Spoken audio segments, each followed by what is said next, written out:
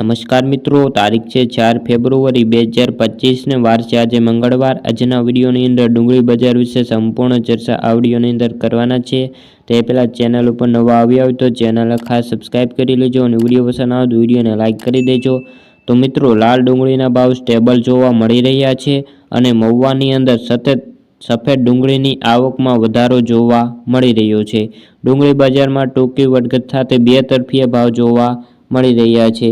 ડુંગળી બજારમાં ભાવ સ્ટેબલ રહ્યા હતા અને સારી ડુંગળીના ભાવ 500 સુધી અત્યારે જોવા મળી રહ્યા છે।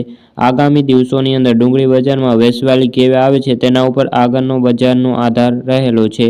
ડુંગળીના વેપારીઓ કહે છે કે હાલમાં આવકો વધી રહી છે અને ખાસ કરીને સફેદ ડુંગળીની આવકો મહુવાની અંદર ઝડપથી વધી રહી છે।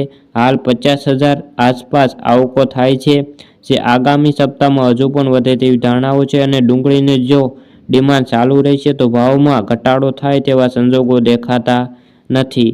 મહુવામાં લાલ ડુંગળીના 65,000 કટ્ટાના વેપારો અને 20 કિલોએ 151 રૂપિયાથી 512 રૂપિયા ભાવ જોવા મળ્યા હતા। જ્યારે સફેદ ડુંગળીના 48,000 ઠેલાના વેપારો સામે ભાવની વાત કરીએ 225થી લઈને 501 રૂપિયા।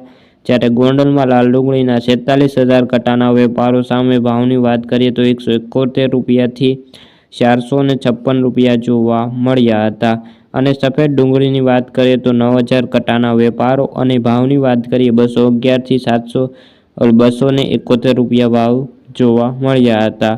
તો ખેડૂત મિત્રો, આ હતી ડુંગળીને લગતી આજની ચર્ચા। જો તમને વિડીયો ગમ્યો હોય તો વિડીયોને લાઇક અને સબસ્ક્રાઈબ કરી લેજો। ફરી મળીશું બીજા વિડીયો સાથે, ત્યાં સુધી જય જવાન જય કિસાન।